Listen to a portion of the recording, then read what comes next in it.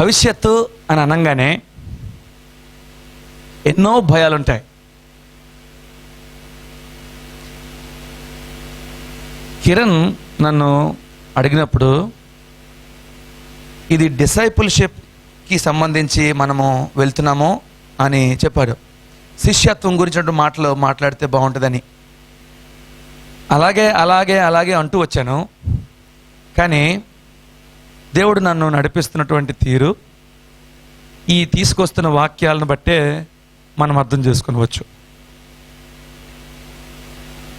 ఈ యొక్క మధ్యాహ్న కాల సమయంలో మరి ఒక్కసారి భవిష్యత్ అంతటికీ సరిపోయినటువంటి ఈ దేవుడి పట్ల మీ యొక్క నమ్మకాన్ని, విశ్వాసాన్ని, మన యొక్క నమ్మకాన్ని, విశ్వాసాన్ని పెంపొందించేటువంటి మరి యొక్క వాక్యాన్ని మీ మధ్యలోకి తీసుకొని రావాలని నేను ప్రయత్నం చేస్తున్నాను. ఇలాగే చాలా కాలం క్రితం సంక్రాంతి దినాల్లో మా ఊర్లోకి అంటే అనకాపల్లిలోకి ఎగ్జిబిషన్ వచ్చేది. ఈరోజు రేపు ఆ ఎగ్జిబిషన్లోకి వెళ్ళడం అంటే ఎవడి వల్ల కాదు, చాలా జనం తొక్కేసుకుండేవారు. అందుచేత మేము ఎగ్జిబిషన్ అన్నీ అయిపోయినటువంటి దినాల్లో ఆఖరికి ఈజీగా ఉంటుంది చూసారు, అంత ఖాళీగా ఉండి మనం ఇలా నడుచుకున్న ప్రాబ్లం లేనటువంటి రోజుల్లో ఆ యొక్క ఎగ్జిబిషన్లోకి వెళ్ళేవాడిని. వెళ్తే ఒకరోజు వెళ్ళినప్పుడు చాలా అన్ని రకరకాల స్టాల్స్ ఉంటాయి కదా, అన్నీ కూడా ఖాళీగా ఉన్నాయి. అన్నీ ఖాళీగా ఉన్నాయి. జాయింట్ వీల్ కూడా, పెద్ద జాయింట్ వీల్ వస్తుంది, అందులో కూడా అక్కడెక్కడో డబ్బాలో ఒకడు ఉంటే ఇక్కడెక్కడో డబ్బాలో ఒకడు ఉన్నాడు అంతే. అయినా సరే అంత ఖర్చు పెట్టి తిప్పుతున్నాడు దాన్ని ఇద్దరు మనుషుల కోసం. అంటే మీరు ఊహించవచ్చు ఎంత ఖాళీ అయిపోయిందో. కానీ ఒక్క స్టాల్ మాత్రం నిండుగా జనాలు ఉన్నారు. ఒకడెనకతలు ఒకడు లైన్లో నిలబడి ఉన్నారు. ఏంట్రా ఈ స్టాల్ స్పెషాలిటీ? ఎందుకంటే ఎగ్జిబిషన్లో అన్ని స్టాల్స్ చాలా బాగుంటాయి, ఈ ఒక్క స్టాల్లో ఈ ఆఖరి రోజుల్లో కూడా ఎందుకు ఎంతమంది జనం ఉన్నారని దగ్గరికి వెళ్ళి చూస్తే చాలా నవ్వు వచ్చింది, కానీ చాలా నిజమనిపించింది. ఆ స్టాల్ ఏంటో తెలుసా? ఏమై ఉండొచ్చు చెప్పండి? కంప్యూటర్ జోస్యం. చెవులకి పెట్టేస్తున్నాడు వీడు అంటున్నాడనమాట. అంటే ఆ లోపల చెప్తున్న సంగతుల పట్ల ఎంత ఆడ వెనకాతలో ఒక 10 మంది ఉన్నారు, ఇంకా చుట్టూ ఈడి తాలూకా వాళ్ళు చుట్టూ మూగున్నారు. నాకు అనిపించింది ఏం తెలుసుకోవడానికి ఉన్నాడు అక్కడ వాడు. అగో అలాంటి తెల్లగా ఉన్న కుర్రాడు ఒకడు ఎత్తుగా ఉన్నాడు, వాడు నిలబడున్నాడు. దేనికి? ఎలా పెళ్ళి అవుతుందో, ఏ అమ్మాయి వస్తుందో, ఎలాంటి రంగో, ఎలాంటి రుచో, ఎలాంటి వాసనో, ఇవన్నీ తెలుసుకుందామని వాడున్నాడు. ఉద్యోగం ఎప్పుడు వస్తుందని ఇంకొకడు ఉన్నాడు. ఆ తర్వాత పెద్ద పెద్దోళ్ళు కూడా ఉన్నారు. బహుశా వాళ్ళ పిల్లల పెళ్ళిళ్ళ గురించో దేని గురించో వాళ్ళు కూడా యాంగ్షియస్గా ఇందులో ఏం చెప్తే విని దాని ప్రకారం చేసేద్దామా అని వాళ్ళు ఉన్నారనిపించింది నాకు. ఇంత ఆనందాన్ని కలిగించేటువంటి ఈ ఎగ్జిబిషన్లో ప్రజలు అందరూ కూడా వర్రీని కలిగించేటువంటి ఆ యొక్క బాక్స్ చుట్టే, వర్రీని విడిపించేటువంటి ఆ బాక్స్ చుట్టే, లేకపోతే వర్రీతో నిండి ఉన్నటువంటి మనసులన్నీ అక్కడ కూర్చొని ఉన్నాయి, నిలబడి ఉన్నాయి. ఎంత సత్యం ఇది!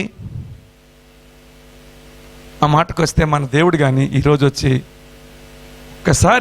ఒక్కసారి అదంతా ఎందుకు, ఒక్కసారి 2-3 సంవత్సరాలకి ఏం జరగబోతుందో నీకు చెప్పేస్తే ఎంత బాగున్ను. ఒక్కసారి ఆలోచించు. సత్యనారాయణ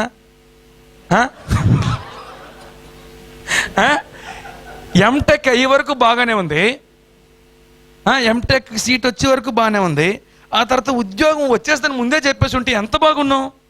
చెప్పాడు కాదు, పోనీ చెప్పాడు, ఇచ్చాడు ఉద్యోగం, చాలా బాగుంది. మరి ఇచ్చినాడు ఎప్పుడు పెళ్ళి అవుతుందో ఏ అమ్మాయో చూపించేస్తే గొడవ పోను కదా అన్నట్టు ఎంత బాగున్నావు. కానీ దేవుడు అలా చేయటం లేదు, అలా చేయలేదు కూడాను. కానీ కొన్ని సంఘాల్లో చేసేస్తాడండో అలాగా. అంటే అక్కడ దేవుడు ఉన్నాడో మరి ఎవరున్నారో మనం ఆలోచించుకోవాలి. దేవుడు అలా చేయడు గనుక. ఈరోజు ఇంకా సంవత్సరం మొదట్లోనే ఉన్నాం, సంవత్సరం అంతా ముందుంది. ఈ సంవత్సరం ఎలాంటి సర్ప్రైజెస్ని ఈ సంవత్సరం తీసుకొని రాబోతుందో. ఈ సంవత్సరం ఒక్కటే అయితే పర్వాలేదు, దాని వెనకాల చాలా సంవత్సరాలు కూడా ఉన్నాయి, అది ఇంకా భయం. కనుక ఈరోజు ఈ యొక్క వాక్య భాగంలోకి చూసి భవిష్యత్తులో మన కుటుంబాల్లో, మన సేవల్లో, మన వ్యక్తిగత జీవితాల్లో ఈ దేవుడిని నమ్మటానికి దేవుడు మనకు ఇచ్చేటువంటి వాక్య భాగం అని నేను నమ్ముతూ ఈ వాక్య భాగాన్ని మీ దగ్గరికి తెస్తున్నాను. 46వ అధ్యాయము యెషయా గ్రంథము ఒక్కసారి తీసి మునుపటిలాగానే మనము దాన్ని ఉత్తర ప్రత్యుత్తర రీతిగా చదువుతున్నప్పుడు అందరి మనస్సులో దాని మీద పెట్టుకుందాం. ఇందులో ఈ వాక్య భాగాన్ని 46వ యెషయా గ్రంథం అధ్యాయాన్ని మనం బహుశా ఎప్పుడు చదివి ఉండొచ్చు, చదవకపోయి ఉండొచ్చు. కానీ ఇందులో మీరు ఎప్పుడు విన్నా వినకపోయినా ఎప్పుడో ఒకసారి విన్నటువంటి ఒక వాక్య భాగం ఉంటుంది. అదేదో వచ్చినప్పుడు మీరు నాకు చెప్పండి, సరేనా? మనందరికీ బాగా వచ్చినటువంటి, అది ఎక్కడో దగ్గర విని కోరుకున్నటువంటి వాక్య భాగము, ఒక వాగ్దానం లాంటిది కనపడుతుంది, అది చదువుతాం. అప్పుడు చదివినప్పుడు చెప్పండి. మొట్టమొదటిది, బేలు కూలుచున్నది, నెబో కృంగుచున్నది, వాటి ప్రతిమలు జంతువుల మీదను పశువుల మీదను మోయబడుచున్నవి.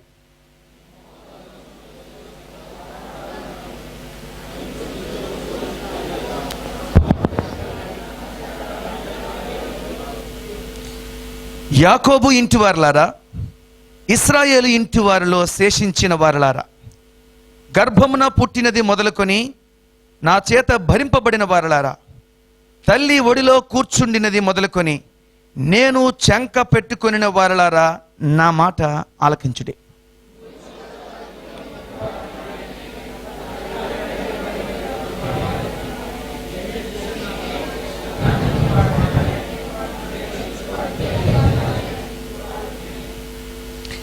మేము సమానులమని నన్ను ఎవనికి సాటి చేయుదురు? మేము సమానులమని ఎవని నాకు పోటీగా చేయుదురు?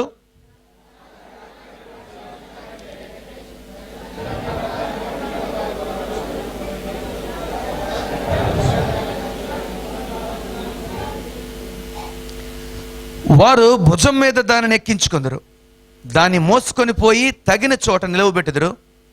ఆ చోటు విడవకుండా అది అక్కడనే నిలుచును.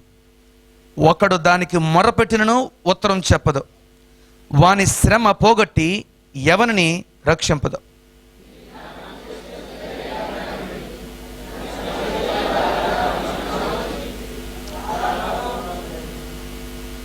చాలా పూర్వమున జరిగిన వాటిని జ్ఞాపకం చేసుకునడి.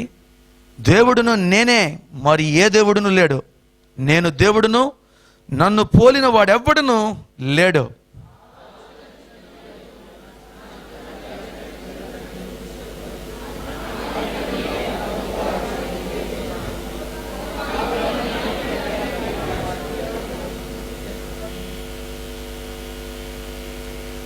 తూర్పు నుండి క్రూర పక్షిని రప్పించుచున్నాను, దూరదేశము నుండి నేను యోచించిన కార్యమును నెరవేర్చువాన్ని పిలుచుచున్నాను. నేను చెప్పి ఉన్నాను, దాన్ని నెరవేర్చేదను, ఉద్దేశించి ఉన్నాను, సఫలపరిచేదను.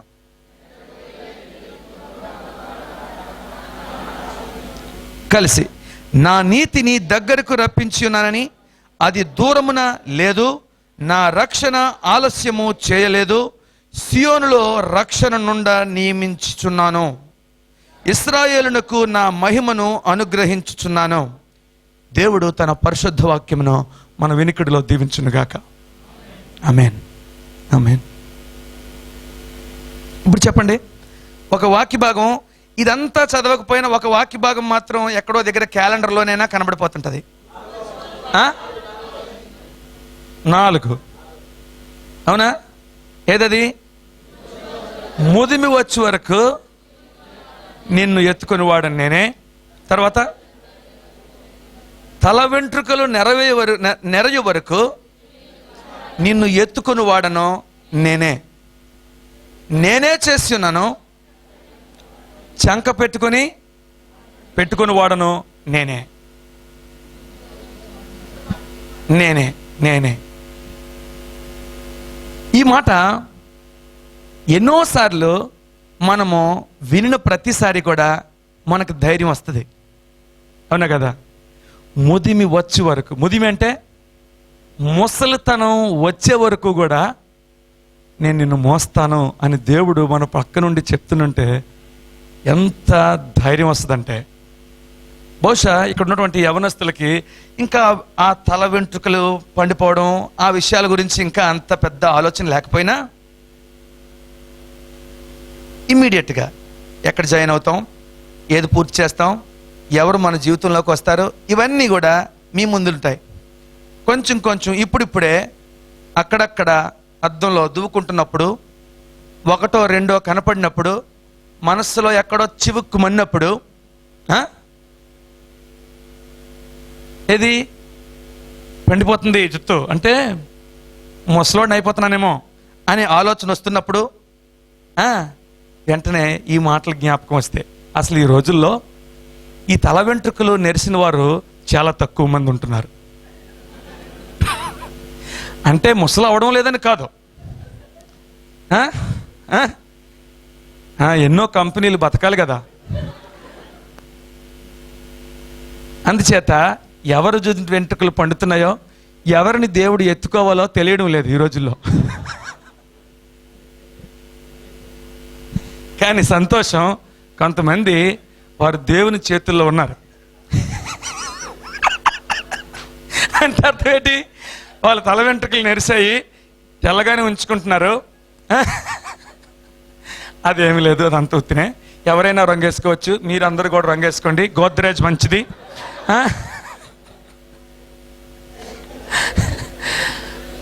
అని ఏమి నేను చెప్పను. కానీ దేవుని వాక్యం ఎంతో ఎంతో ఎంతో బలాన్ని ఇచ్చేటువంటిది. ప్రత్యేకంగా భవిష్యత్తును గూర్చిన ప్రతి ఆందోళనకి. ఇందాక మనం పాట ఒకటి పాడుతున్నారు, ఇందాక కిరణ్ నేను భోజనం దగ్గర పాడుకుంటున్నాం. నింగి నేల మారిన, పాడేరా పాట ఈరోజు. నింగి నేల మారిన, మారని వాక్యం, సూర్యచంద్రులు గతించిన, ఎంత మనస్సుకి నెమ్మది లేనటువంటి సమయంలో, రాత్రిపూట పడుకోవడానికి నిద్ర పట్టలేని సమయంలో, ప్రభువా నీ వాక్యం, నిజంగా వాక్యం కానీ లేకపోతే, ఈ వాక్యం భవిష్యత్తుకు కావలసినటువంటి ఫ్యూయల్ని, అంటే భవిష్యత్తుకు కావలసినటువంటి ఆ ఇంధనాన్ని మనకు లోపల నింపేది దేవుని యొక్క వాక్యమే. హల్లెలూయా, హల్లెలూయా.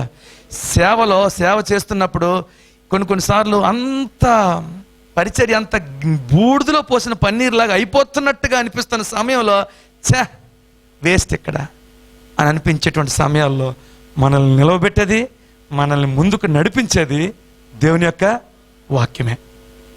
పిల్లల యొక్క జీవితాలు, పిల్లల భవిష్యత్తులు అన్నిటినీ మన ముందుకు ఇలా తిరుగుతూ ఉన్నప్పుడు మనకి నిద్ర పట్టించేది, భవిష్యత్తు మీద ఆధారాన్ని ఇచ్చేది దేవుని యొక్క వాక్యమే.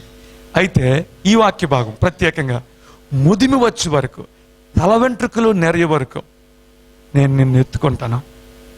చాలామందికి 50-55 దాటిన దగ్గర నుంచి ఇప్పుడు బాగానే ఉంది. పిల్లలు బ్రహ్మాండంగా సెటిల్ అవ్వాలని కోరుకున్నాం, అందరూ బాగా సెటిల్ అయ్యారు. ఇప్పుడు ఎవడు చూసినా అమెరికాలోనే ఉంటున్నాడు. ఇక్కడ నేను ఆఖరి శ్వాస విడిచేటప్పటికి నా కొడుకులు నా దగ్గర ఉంటారా, నా కూతుర్లు నా అల్లుళ్ళు వచ్చి నన్ను చూస్తారా? ఇవన్నీ ఒక్కసారి ఆలోచన చేస్తే అసలు ఇంతమంది ఉండి ఎవడూ లేనివాళ్ళ చచ్చిపోతానేమో. మరి మీకున్నాయో లేదు లేని భయాలు, ఎంత ఎంత ఎంత భవిష్యత్తును గూర్చినటువంటి భయాలతో అనేక మంది నిండి ఉంటాం. అయితే నేనంటాను, ఈ వాక్య భాగం ఎంత ధైర్యాన్ని ఇస్తుందో, ఈ వాక్య భాగం దాని కాంటెక్స్ట్లో దాన్ని చదివితే ఇంకా ఇంకా బలం వస్తుందనే ఉద్దేశంతో ఈ వాక్యాన్ని ఓపెన్ చేస్తున్నాం. దాని కాంటెక్స్ట్లో ఏ సందర్భంలో ఆ మాటలు చెప్పారో జాగ్రత్తగా గమనిస్తాం. వాక్యం ఎలా ప్రారంభమైంది? బేలు కూలుచున్నది, నెబో కృంగుచున్నది అని ప్రారంభమైంది. ఆ కాంటెక్స్ట్ని ఓపెన్ చేసేదానికంటే ముందు భవిష్యత్తు గూర్చినటువంటి మరొక ప్రాముఖ్యమైనటువంటి ఒక చిన్న వాక్య భాగం ఉంది. ఇర్మియా గ్రంథంలో 29వ అధ్యాయము 11వ వచనంలో, అవును అవును, మీకు నిరీక్షణ కలిగినట్లుగా ఉద్దేశములే కానీ హానికరమైనవి కావు, ఇదే యెహోవా వాక్కు. ఆ చివరిలో ఆ మొక్క కానీ లేకపోతే, ఏది ఇదే యెహోవా వాక్కు అని కానీ లేకపోతే ఈ మాటలో నేను నా కొడుకుతో అంటున్నాను అనుకోండి, నీ గురించున్న ప్లాన్లు నాకు తెలుసురా నేత, నువ్వు ఎందుకు అలాగైపోతాను, చాలా డాడీ నీ ప్లాన్ గట్లే అనేవచ్చు, అవునా కదా? కానీ చివరిలో ఇదే యెహోవా వాక్కు, that settles all the scores. ఇది దేవుని యొక్క మాట. అందులో అందుకనే నేను మిమ్మును గూర్చి ఉద్దేశించిన సంగతులు. So what I want to tell you is, God has a plan for you. And then ఆ ప్లాన్స్ ఏంటంటే basically the plans are his. నేను మిమ్మును గూర్చి ఉద్దేశించాను. Whatever your concern right now maybe, God has a plan for you and that plan is not your plan, his plan. ఇది యెహోవా వాక్. It is the plans are his, the plans are hopeful. భవిష్యత్తులో ఏమివ్వడానికి? నిరీక్షణ ఇచ్చేటువంటి plans అవి. The plans are for a higher ground. The plans are his, the plans are hopeful, the plans are for a higher ground. అంటే అవి భవిష్యత్తులో మీకు ఏమనుంది? హానికరమైనవి కావు, సమాధానకరమైనవి. డెఫినెట్గా his plans are for a higher ground. ఎత్తైన స్థితిలోకి, ఉన్నతమైన స్థలముల్లోకి నడిపించేటువంటి ప్లాన్స్ అవి. ఈ సంవత్సరం ఈ యొక్క ప్రారంభ దినాల్లో let it be your prayer. ఏదది? దేవా, నేను ఎక్కలేనంత ఎత్తైన కొండకు నన్ను ఎక్కించు. సాధారణంగా ఈ మాట ప్రార్థన చేసేటప్పుడు పెద్ద ఉద్యోగం ఇచ్చే, అది అవన్నీ మనసులో తీసేసుకోండి, అవన్నీ పరిగెట్టు వస్తాయి వెనకాతల. ఏది అడగాలి తెలుసా? ప్రభువా, నేను ఎక్కలేనంత ఎత్తైన కొండకి. ఎందులో? వాక్య ధ్యానంలో ఇంతకు ముందు ఎప్పుడూ నేను చూడలేనటువంటి ఆ సంగతులు ఇందులో చూసేటువంటి కళ్ళు తెరండి ప్రభువా. నేను ఎప్పుడు మోకరించలేనంత సమయం ఈ సంవత్సరం నేను మోకరించలాగా నాకు సహాయం చేయండి ప్రభువా. నేను నా భార్య ఎప్పుడూ కలిసి ప్రార్థించలేనంత సమయం ప్రభువా ఈ సంవత్సరం ప్రార్థించేలా సహాయం చేయండి ప్రభువా. నేను నా భార్య నా సంఘము కలిసి ఏనాడూ చేరలేనటువంటి గ్రామాలు ఈ సంవత్సరం చేరినట్లు నాకు సహాయం చేయండి ప్రభువా. God has plans. దేవునికి ప్రణాళికలు ఉన్నాయి. నిన్ను నువ్వు అందులోకి ప్లేస్ చేసుకొని నువ్వు ఇది అడుగుతూ ఉండాలి. నేను ఎక్కలేనంత ఎత్తైన కొండకి నన్ను ఎక్కించు. అడుగుతావా ఈ సంవత్సరం అడుగుతావా? గుర్తుపెట్టుకో, మరలా 31 డిసెంబర్కి నువ్వు ఈ ఆలయంలో కూర్చున్నప్పుడు ఈ ప్రార్థన నా ప్రార్థనగా చేసుకున్నాను. ఈరోజు నేనున్న గ్రౌండ్ నేను ఎక్కింది కాదు, ఆయన ఎక్కించిందని. హల్లెలూయా, ఆమేన్. The plans are his, the plans are hopeful, the plans are for higher ground, and the plans are harmless. ఆయన ప్రణాళికలు ఏం కాదు, హానికరమైనవి కాదు. అందుకే నమ్ము. దేవుని చిత్తంలో యవనస్తులైనటువంటి అమ్మాయిలకు అబ్బాయిలకు దేవుని చిత్తంలో ఉన్నటువంటి వ్యక్తిని తీసుకొచ్చి దైవజనులు చక్కగా ప్రార్థనలో కనిపెట్టమని ఆ అబ్బాయినో చేసుకోమన్నప్పుడు దేవుడు అది నా ప్రణాళికే అని నీతో ఒకవేళ చెప్తున్నట్లయితే ఏమన్నా నమ్మాలి? దేవుడి నుంచి వచ్చింది అని నీకు తెలిస్తే ఖచ్చితంగా ఇది హార్మ్లెస్, ఇది హానికరమైంది కాదు అని నమ్మగలగాలి. మీ పిల్లల విషయంలో కానీ మీ యొక్క కుటుంబాల జీవితంలో కానీ దేవుడు మిమ్మల్ని నడిపిస్తున్నటువంటి ప్రణాళిక, only thing you need to make sure whether or not you are in that plan. ఆ ప్రణాళికలో మీరు ఉన్నారో లేదో చూసుకోగలిగితే ఏం చేయగలుగుతావు? అది హానికరమైంది కాదు అని నమ్మగలుగుతావు. ఇది మీ మనసులో ఉంచుకోండి. ఇప్పుడు ఈ భవిష్యత్తు కూర్చున్నటువంటి ఈ మనస్సుతోటి మనము ఈ వాక్య భాగంలోకి వస్తున్నాం. ఎలా ప్రారంభమైంది? బేలు కూలుచున్నది, నెబో కృంగుచున్నది, వాటి ప్రతిమలు జంతువుల మీదను పశువుల మీదను మోయబడుచున్నవి. మీ మోతలు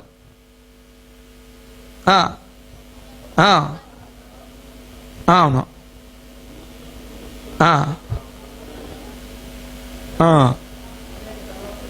చాలు.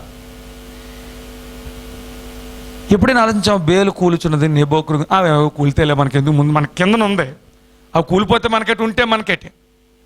కిందన మనకు కావాల్సింది ఉంది. ఏంటది? ముదిమి వచ్చే వరకు డోంట్ వర్రీ నేనే అంటే అది బాగుంది. కానీ ఇవెందుకు మనకు కూలిపోయాము, అది కాదు. ఆ కాంటెక్స్ట్లో ఆ వాక్య భాగాన్ని చూడాలి. ఇప్పుడు చూడండి,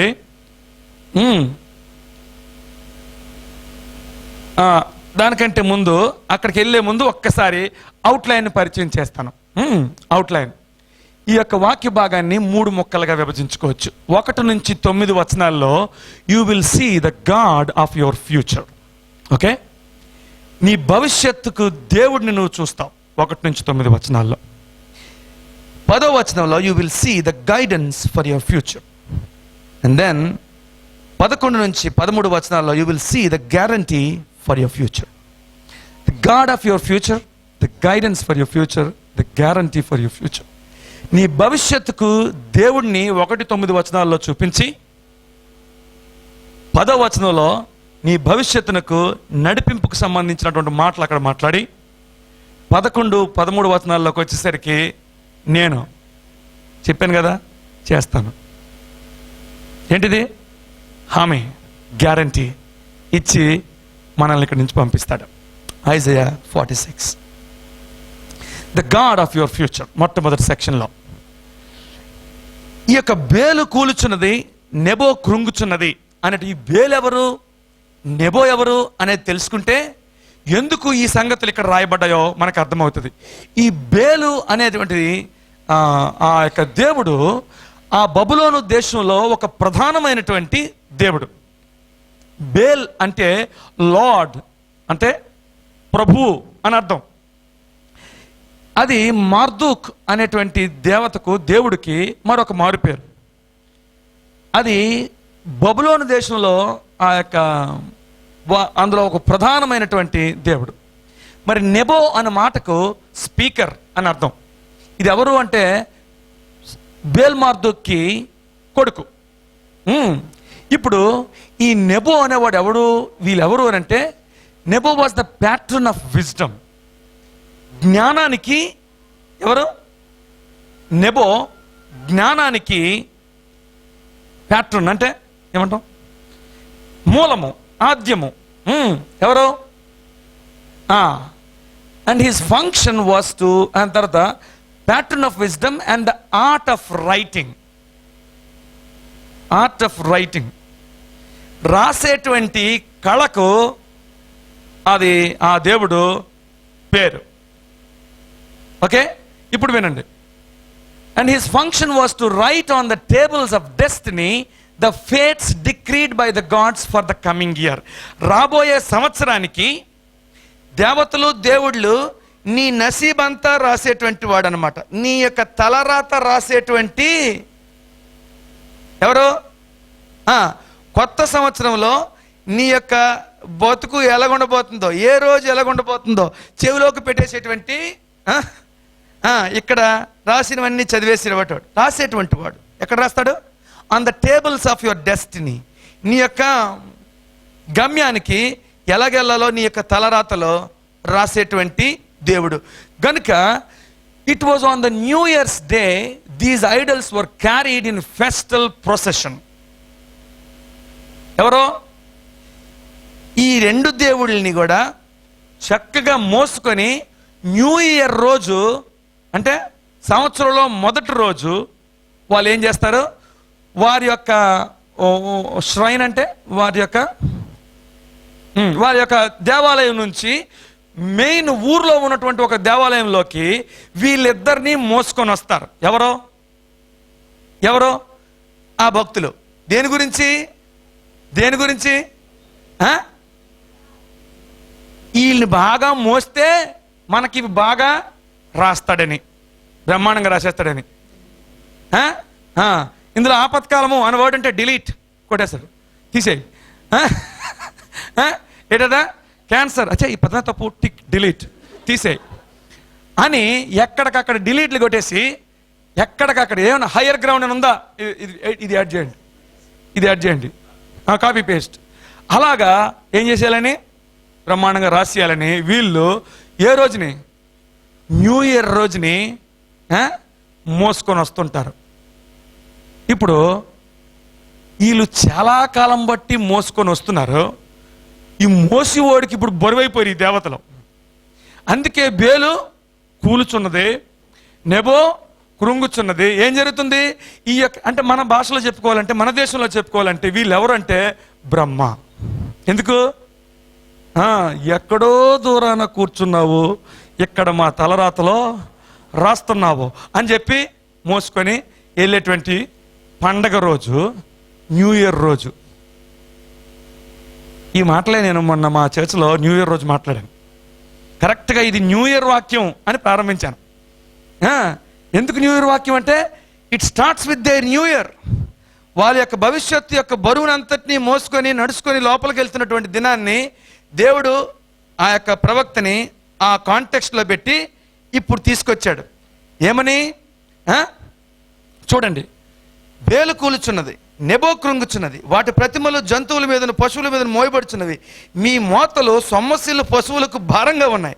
అవి కృంగుచూ కూలుచూ నుండి బరువులను విడిపించుకొని లేక తామే చెరలోనికి పోయిచున్నవి. ఇప్పుడు నా ఈ యొక్క దేవుళ్ళ సంగతులు పెట్టి, భవిష్యత్తులో ఉన్న దేవుళ్ళ సంగతులను పెట్టి, now this God of Israel is trying to contrast his character with the character of those gods. ఆ దేవుళ్ళ యొక్క లక్షణాలతో, వ్యక్తిత్వాలతో నేను ఎలాంటోడిని అనే విషయాన్ని భేదం చూపించి, పోల్చి భేదం చూపించి చెప్పడానికి ప్రయత్నం చేస్తున్నాడు. ఎవరు? మన దేవుడు. ఏమంటున్నాడు చూడండి. మీరు జాగ్రత్తగా గమనిస్తే ఇందులో మనం గమనించేది ఏంటంటే, నోట్ ద వర్డ్ క్యారీ.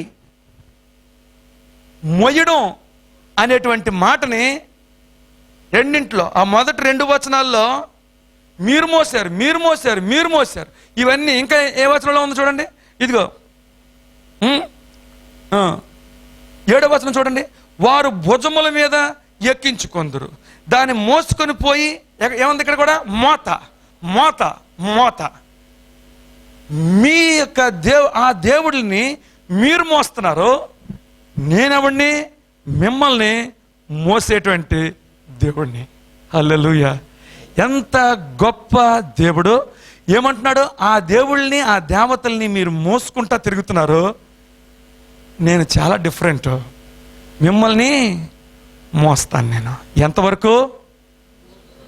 ముదిమి వచ్చే వరకు. నువ్వు నీ ఫ్యూచరాలజీ గురించి భయపడుతున్నావు. ఐ నో యువర్ ఎంబ్రియాలజీ అంటున్నాడు. ఎంబ్రియాలజీ అంటే చూడండి, అక్కడ ఏముంది?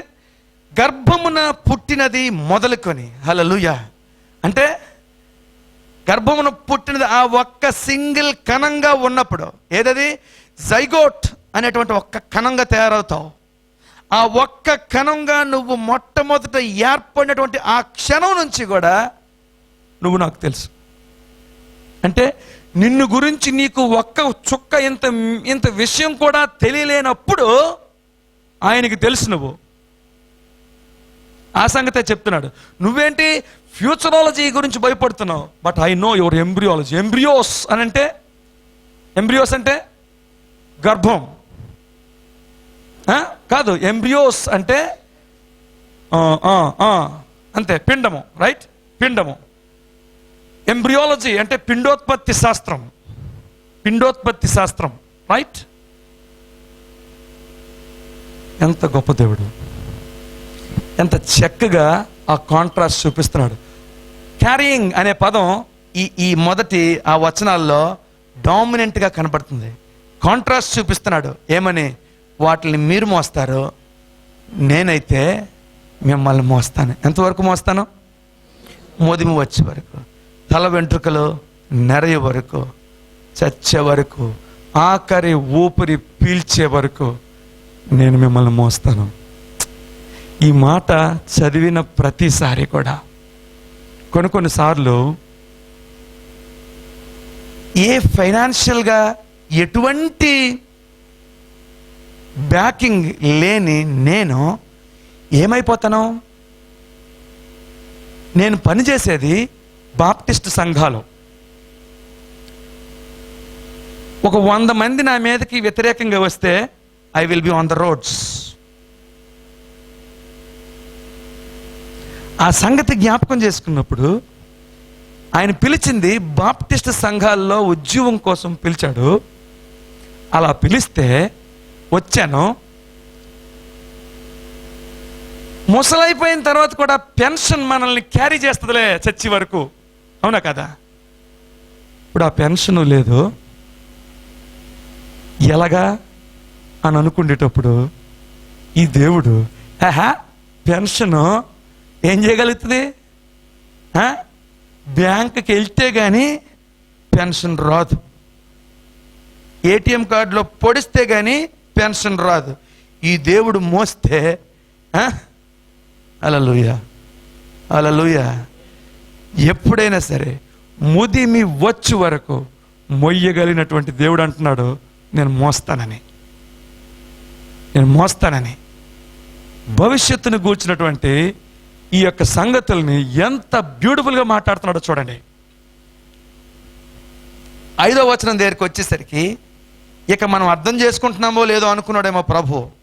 మేము సమానులమని ఎవడకరా మేమిద్దరం ఈక్వల్ అని మాట్లాడతారు మీరు? తర్వాత మేము సమానులమని ఎవనికి నాకు పోటీగా చేయుదురు? ముందన్నాడు ఏమని? ఎవనికి సాటి అని అన్నాడు. తర్వాత ఏమన్నాడు? ఎవడు నాకు పోటీ, ఎవడు నాకు సాటి, ఎవడు నాకు పోటీ, ఇన్కంపరబుల్, నో ఛాన్స్, ఎవడిని నాతో పోల్చడానికి లేదు. అలాంటి దేవుడు ఒక్కడే ఉన్నాడు. ఆ దేవుడే నా దేవుడు, ఆ దేవుడే నీ దేవుడు. ఈ వచనాలు చదువుతూ ఉన్నప్పుడు పరిశుద్ధాత్మ దేవుడు నిన్ను స్కాన్ చేయడానికి, నిన్ను బలపరచడానికి నువ్వు అవకాశం ఇస్తే ఎలా ఉంటుందో తెలుసా? అద్భుతంగా ఉంటుంది. తర్వాత చూడండి ఏం చేస్తున్నాడు ఈ దేవుడు? నీ యొక్క the God of your future మొట్టమొదటిది ఏం చేస్తున్నాడు ఈ మాటల్లో చూసినప్పుడు? గర్భమున పుట్టినది మొదలుకొని, గర్భమున పుట్టినది మొదలుకొని అంటే అర్థం ఏంటి? అసలు ఆ గర్భమును పుట్టించేది నేనే. మళ్ళీ ఏమన్నాడు? ఆ బొమ్మల్ని తయారు చేసే వాళ్ళ గురించి మాట్లాడాడు, అవునా కదా? ఆ బొమ్మల్ని తయారు చేసే వారి గురించి మాట్లాడాడు. ఇప్పుడు మనతో ఏం మాట్లాడుతున్నాడు? నిన్ను తయారు చేసిన సంగతి గురించి మాట్లాడుతున్నాడు. చూస్తున్నారా ఎంత చక్కగా దేవుడు తను తాను మనకు పరిచయం చేసుకుంటున్నాడు. Especially let me tell you, whenever you feel concerned, caught up, gripped with fear for future, మన దేవుడు బలపరిచినట్లుగా ఏ దేవుడు కూడా బలపరచడు. మనం భయపడుతున్నప్పుడు మనకు దగ్గరగా ఉండేటువంటి దేవుడు వచ్చి ఇలాగ ఓపెన్ చేసుకొని, నేను ఇలాగ ఉంటున్నాను, నీ దగ్గర ఉండబోతున్నాను అని ఓపెన్ చేస్తున్నట్టుగా కనపడుతుంది. చూడండి ఏమంటున్నాడు? నేను క్రియేట్ చేసేటువంటి దేవుడిని. తర్వాత the God of your future carries, మోస్తాడు. ఏమంటున్నాడు? ఆ మాటలు చదవండి ఒకసారి. ఎప్పుడు? గర్భమున పుట్టినది మొదలుకొని ఇంటి భరింపబడి వాళ్ళరా, తల్లి ఒడిలో కూర్చున్నది మొదలుకొని నేను చంక పెట్టుకుని వాళ్ళరా. వీళ్ళందరూ ఏం జ్ఞాపకం చేస్తున్నాడంటే ఇశ్రాయేలు జనాంగానికి ఇక్కడ జ్ఞాపకం చేస్తున్నాడు. ఏమని? మీరు మొట్టమొదట ఫామ్ అయ్యారు. ఎప్పుడు ఫామ్ అయ్యారు? గుర్తు తెచ్చుకోండి, చెప్పండి. ఎప్పుడు ఫామ్ అయ్యారు? ఎవరు? ఇశ్రాయేల్ వారు ఎప్పుడు ఫామ్ అయ్యారు? ఒక రకంగా చెప్పాలంటే వీళ్ళు ఫార్మేషనే పిలుపుతో. దేంతో? అబ్రహామును రమ్మన్న తర్వాత ఎక్కడ ఫామ్ అయింది? ఇశ్రాయేలు నేషన్ ఎక్కడ ఫామ్ అయింది? It was formed in a barren womb. తల్లి గర్భమే, కానీ ఎలాంటి తల్లి గర్భం అది? సారా గర్భంలో జనాన్ని పుట్టించాడు. సారా గర్భము ఎండిపోయినటువంటి గర్భము, గొడ్రాలు గర్భము, ముసలైపోయిన గర్భము. అందులో నుంచి ఏం తీసుకొచ్చాడు? జనాన్ని తీసుకొచ్చాడు, జనాంగాన్ని తీసుకొచ్చాడు. ఆలోచించండి. The very beginning it self is miraculous. అందుకోసమే అదొక విధానం అయితే, మనల్ని మనం ఎలా పుట్టామో చూసుకున్నట్లయితే, నీవు నన్ను కలుగు చేసిన విధం చూడగా నాకు భయమును ఆశ్చర్యమును నాకు కలుగుతున్నాయి. వణుకు పడుతుంది నాకు. బా, ఏమి చేసావు ప్రభువా, ఏం చేసావు నాయన. గుర్తుపెట్టుకోండి, ఈ దేవుడు అలా క్రియేట్ చేయగలిగినటువంటి దేవుడు. ఎండిపోయిన గర్భాలని తెరవగలిగినటువంటి దేవుడు, తెరిచినటువంటి దేవుడు. అలాగ తెరిచి అంత మిరాక్యులస్గా ప్రారంభించినటువంటి మన జీవితాలు, మన సేవలో ఒక్కసారి నువ్వు సేవకు వచ్చిన సందర్భాన్ని, నిన్ను దేవుడు సేవకుని చేసిన సందర్భాన్ని జ్ఞాపకం చేసుకుంటే, ఆ ఫస్ట్ రోజుని ఏమీ నీ దగ్గర లేని దినాన్ని, నువ్వు ఒక సేవకుడిగా నిన్ను పెట్టిన దినాన్ని జ్ఞాపకం చేసుకుంటే, ఆనాడు నేను నిన్ను మోసాను. ఎలా మోసాను? నేను ఎప్పుడు కిరణ్ జ్ఞాపకం చేసుకుంటాను. మీ ఇద్దరం కలిసి పనిచేసాం కనుక, వీడు తిరిగేవాడు ఎలాంటి బండి మీద అంటే, ఆ బండి ఎక్కడైనా ఆగిపోవచ్చు, ఆగిపోతే దాన్ని అక్కడ వదిలేసి ఎన్ని రోజులైనా పోలీస్ కంప్లైంట్ లేకుండా ఉండొచ్చు, ఎప్పుడు పట్టుకెళ్ళదు దాన్ని. I know how God called him. బ్రహ్మాండమైనటువంటి పరిస్థితుల్లో నుంచి బయటకు వచ్చి ఆ యవనస్తుడు వైజాగ్లోకి వచ్చి 1300 రూపాయలకి, అంతేనా, 1300 రూపాయలకి దేవుని సేవకు ప్రారంభించినటువంటి ఆ కిరణ్ని దేవుడు ఎలా మోసాడు? ఆ సందర్భాలన్నీ జ్ఞాపకం చేసుకున్నప్పుడు, now when he comes, stops in front of my house, a big Innova stops. I'm not trying to exaggerate this man here. I'm only exaggerating the God who is behind the call, who is behind that commitment to this servant of God. ఎందుకు చెప్తున్నానో తెలిసే మాటలు.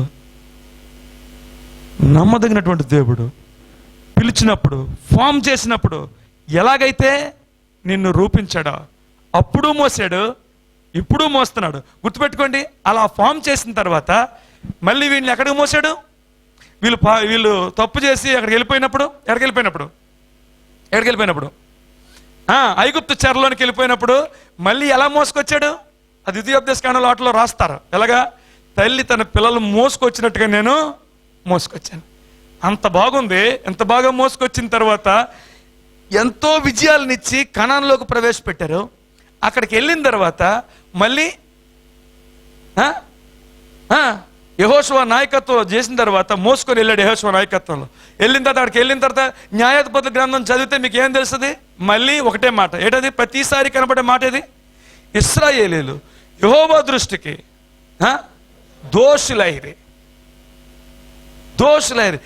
రిపీటెడ్గా పాపం చేసి పడిపోతున్నప్పటికీ కూడా ఏం చేశాడు? మోసాడు. అది మన దేవుడు. ఇక్కడ కూర్చున్నటువంటి యవనస్తుల్లో కానీ మన జీవితాల్లో కానీ పాపం చేసి పడిపోతున్నానే, అయ్యో అయ్యో అని నువ్వు అనుకుంటున్నావేమో. డోంట్ వరీ, మోస్తున్నాడు. నువ్వు అనుకుంటున్నావు I'm out of his hands అని. No chance. ఆయన మోసే తీరుతున్నాడు, ఇప్పటికీ మోస్తున్నాడు. నా జీవితంలో నాకు బాగా గుర్తు, ఈ యొక్క యవ్వన దినాల్లో ప్రభువుని విడిచిపెట్టి దూరంగా వెళ్ళిపోయి ఒకనొక దినాన్ని ఒక మీటింగ్ అవుతుంది. ఆ మీటింగ్ అవుతున్నప్పుడు ఆ మీటింగ్లో స్పీకర్ పేరు రంగనాథ్ గారు. యవనస్తుల ఈయు మీటింగ్ అది. పాపంలో ఎంతగా కూరుకుపోయింది నా జీవితం అంటే, ఇక చేస్తే బాగున్నాను, ఇదే మంచిది. ఈ యొక్క పాపం నాలో పడిపోయినటువంటి ఆ స్థితి, ఇక నేను ముందుకు వెళ్ళలేను అని అనిపించి నేను అనుకున్నాను, ఈరోజు సాయంత్రం 5:30కి మా ఇంటి ముందు నుంచి, మా ఇల్లు ఇదైతే అదిగో దాన్ని ఏమంటారు, జస్ట్ ఆ డోరు రైల్వే ట్రాక్. మా ఇల్లే లాస్ట్ వీధి, మా ఇంటి ఎదురు. 5:30కి గోదావరి టైం మాకు అనకాపల్లిలో ఆ దినాల్లో. 5:30కి చచ్చిపోదాం, నో వరీ, ఇది ఈజీ, ఇది మంచిది అని నిర్ణయం అయిపోయింది. కానీ ఆ రోజు ఉదయం రంగనాథ్ గారు వాక్యం ప్రారంభించింది. Opening statement he made is this: God has a plan for you. హగ్గయ్య పుస్తకం పట్టుకొని 2వ అధ్యాయం నుంచి మాట్లాడుతున్నాడు. God has a plan for you. దేవుడు నీకు ఎన్నో మాటలు చెప్పారు, వాక్యం చెప్పారు. నాకు సెట్ అవ్వడం లేదు నా మనసుకి. ఆఖరిలో అందరూ నిలవబడి పాట పాడుతున్నారు. ఏమని తెలుసా? ఇదిగో దేవా నా జీవితం ఆపాద మస్తకం నీకు అంకితం అని పాట పాడుతున్నారు. నేను పాడాను. ఏడ్పు వచ్చింది, చాలా ఏడ్చాను. కానీ బయటకు నడిచి వెళ్తున్నాను చచ్చిపోదామని. వెళ్తుంటుంటే ఈ స్పీకరు అనుకోకుండా అని నేను అనుకుంటున్నాను, నా పక్కకు వచ్చి ఇలా నా మీద చేసి, అదొక కాన్వెంట్ రూమ్, ఒక ప్రైవేట్ చిన్న school room. Ideal convent Shankar theatre దగ్గర ఉంటుంది. ఆ పక్క రూమ్లోకి ఇలా తీసుకొని వెళ్ళి కూర్చోబెట్టాడు. ఇలాగా 15 నిమిషాలు ఒక్క మాట కూడా మాట్లాడలేదు అన్నతోటి. ఏడుస్తూనే ఉన్నాను. అప్పుడు ఆయనకు అర్థమైంది ఆయన ఇంకా చాలా మందిని కలవాలి. ఈ లోపల మా అన్నయ్యని పిలిచాడు, మా పెద్ద అన్నయ్యని. ఆయన దైవ సేవకుడు. తమ్ముడితో మాట్లాడన్నాడు. అప్పుడు ఆయనతో మాట్లాడుతున్నప్పుడు, వసంతనతో మాట్లాడుతున్నప్పుడు నా ఫెయిల్యూర్స్ని ఓపెన్ చేశాను. ఎందుకు ఈ మాటలు చెప్తున్నాను తెలుసా? ఆ పీరియడ్ అంతా కూడా నేను అనుకున్నాను ఐఎమ్ అవే ఫ్రమ్ గాడ్ అని. నేను గమనించుకున్నది ఏంటంటే తిరిగి తిరిగి తిరిగి తిరిగి యెహోవా దృష్టికి దోషులైనప్పటికీ కూడా ఆ దినాలకు న్యాయాధిపతుల దినాల్లో కూడా నేను మిమ్మల్ని మోసే ఉన్నాను. ఆఖరి అధ్యాయంలో ఆఖరి వచనం ఏమని ఉంటుంది? ప్రతివాడును ఎవడు ఇష్టం వచ్చినట్టాడు ఉన్నాడు. ఆ దినముల్లో ఇశ్రాయేలుకు రాజు లేడు. There is no higher authority in lives. People ఎలా పడితే అలా తిరుగుతున్నారు. అలా తిరుగుతున్న వాళ్ళని కూడా ఇలా మోసుకొని వస్తున్నటువంటి దేవుని యొక్క ప్రేమను చూడాలని కోరుతున్నాను. నన్ను అలా మోసాడు గనుక ఈరోజు ఇలాంటి స్థితిలో దేవుడు ఉంచాడు. ఒకవేళ నువ్వు దూరం అయిపోయినావు ప్రభువుకి అని బాధపడుతున్నావేమో, గుర్తుపెట్టుకో, ఈరోజు కూడా ఆయన నిన్ను మోస్తున్నాడు. ఈరోజు కూడా మోస్తున్నాడు. ప్రియులారా, అంతటి చక్కటి దేవుడు. He carries. అండ్ దెన్ చూడండి, వాళ్ళకి పోలికగా చెప్తున్నాడు ఏమని? ఇదిగో వాళ్ళు నిలవబెడతారు, నిలవబెట్టి అవి ఇంకా అక్కడి నుంచి కదలదు. ఎన్నో వచనం? 7వ వచనం, అవునా? ఒకటి దానికి మొర్ర పెట్టినను ఉత్తరము చెప్పదు. ఒకడు దానికి మొర్ర పెట్టినను ఉత్తరము చెప్పదు. ఎందుకు చెప్పడా మాట? నువ్వు మొర్ర పెడితే నేను ఉత్తరం చెప్తాను. అది డిఫరెన్స్ చెప్తున్నాడు. నువ్వు మొర్ర పెడితే నేను జవాబిస్తాను. తర్వాత అంటే అందుకోసమనే a God who communicates, a God who speaks, a God who answers all your queries for your future. నీ భవిష్యత్తునికి సంబంధించిన ప్రతి ప్రశ్నకి దేవుడు జవాబు ఇచ్చి నడిపిస్తాడు. And he comes to your rescue. తర్వాత ఏమన్నా చూడండి, వాని శ్రమ పోగొట్టి ఎవరిని రక్షింపదు. తర్వాత ఇంకా a God who controls all this, right? ఇది ఏం మాడుకున్నాం? The God of your future. 1 నుంచి 9, 8 వచనాల్లో. తర్వాత the guidance for your future. The guidance for your future. 10వ వచనం చదవండి. నా ఆలోచన నిలుచుననియు నా చిత్తమంతయు నెరవేర్చుకొనిదననియు చెప్పుకొనుచు ఆది నుండి నేనే కలుగబో వాటిని తెలియజేయుచున్నాను. ఇంకా తూర్పు నుండి క్రూర పక్షిని రప్పించుచున్నాను. అలాగాపండి, జరుగని వాటిని పూర్వకాలం నుండి జరుగని వాటిని నేనే తెలియజేస్తున్నాను. I'm a God who communicates how your future is going to be. నీ భవిష్యత్తు ఎలా ఉండబోతుందో నేను నడిపిస్తాను. ఎలా నడిపిస్తాడు చెప్పండి? దేవుడు నీ భవిష్యత్తు గురించి నిన్ను ఎలా నడిపిస్తాడు? ఆయన స్వరం ద్వారా నడిపిస్తాడు. ఆయన స్వరం ఎలాగొస్తుంది? రాత్రి నువ్వు పడుకున్నప్పుడు బాగా ప్రార్థన చేసుకొని పడుకుంటే ఏమవుతుంది? దేవుడు ఒక స్వరం పిలిచి, నీ పేరేటమ్మా? అమ్మా యశోద అని లేవడం, లేచిన వెంటనే శాంతి కలుగును కాక, కలుగును కాక, కలుగును కాక, కలుగును కాక. వెనకాతలు మళ్ళీ ఎక్కువ రావాలి. వచ్చినప్పుడు నీకు అలాగా రాదు.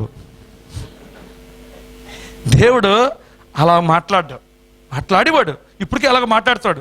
కానీ ఆయన పద్ధతి అది కాదు. ఎలా మాట్లాడతాడు? హెబ్రీ 1:1 ప్రకారంగా మాట్లాడతాడు. హెబ్రీ 1:1 ఏంటి?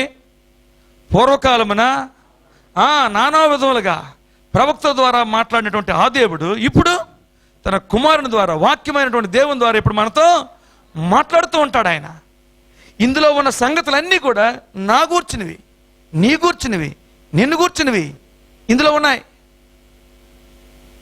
ఎవరిని పెళ్లి చేసుకోవాలో ఇందులో ఉంది. నీకుందా? ఏ ఉద్యోగంలో జాయిన్ అవ్వాలో, ఎప్పుడు ఉద్యోగం మానేయాలో, ఇవన్నీ ఇందులో ఉన్నాయి. మరి బయటకు వచ్చిన తర్వాత EU మినిస్ట్రీలో చేరాలా నేను, లేకపోతే ఇంకోటి ఏదైనా చేరాలా? లేదు, బాప్టిస్ట్లోనే చేరు. ఎక్కడుంది? ఇందులో ఉంది. మరి నేను ఎప్పుడు థియలాజికల్ స్టడీస్ చదవాలి? అమెరికాలో చదవాలా, ఇక్కడ చదవాలా, ఇండియాలో చదవాలి? ఎవరు చెప్పండి నీకు? ఎవడు కనబడ్డాడు? ఎప్పుడు కనబడ్డాడు? వాక్యంలో కనబడ్డాడు, వినబడ్డాడు.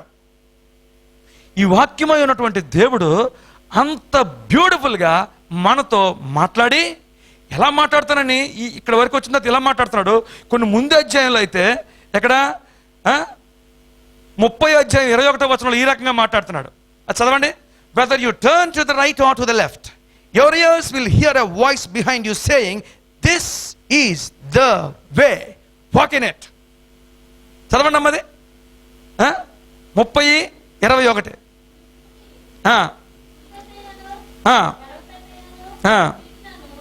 మీరు కూడి అన్నమాట లేదు, మీరు కుడి తట్టైనను ఎడమ తట్టైనను తిరిగినను ఇదే త్రోవ, దీనిలో నడువుడి. నీ వెనక నుండి ఒక శబ్దము, ఇది ఎలాగొస్తుంది? దేవుని యొక్క వాక్యం ద్వారా వస్తుంది. దేవుని యొక్క వాక్యాన్ని నువ్వు నిజంగా ఆయన స్వరంకి ట్యూన్ చేసుకుంటే, ఎంతమంది ఈ దినము ఈ రోజు ఉదయం దేవుని యొక్క స్వరం విన్నారు? నేను అడుగుతున్నది, నేను కిందసారి కూడా ఈ మాట అడిగినట్టు గుర్తు నాకు. ఎంతమంది ఈ దినము ఇక్కడ దేవుని సేవకులు నిలబడి మాట్లాడినప్పుడు సంగతులు నేను మాట్లాడటం లేదు. నువ్వు వ్యక్తిగతంగా కూర్చొని దేవుని వాక్యం ఓపెన్ చేసినప్పుడు, ఈరోజు దేవుని స్వరం విన్నాను అన్న వాళ్ళ చేతులు చూపిస్తారా? నేను దేవుని స్వరం విన్నాను. మనం అనుకుంటాం సాతానుగాడు అనేక సార్లు ఈ మబ్బులో మనల్ని ఉంచుతాడు. క్వైట్ టైం చేసుకున్నావా? చేసుకున్నాను. క్వైట్ టైం అన్నమాట మీకు తెలుసు కదా, అప్రశాంత సమయం, దేవునితో గడిపే సమయం. చేసుకున్నావా? చేసుకున్నాను. మరి దేవుని యొక్క స్వరము వినవా?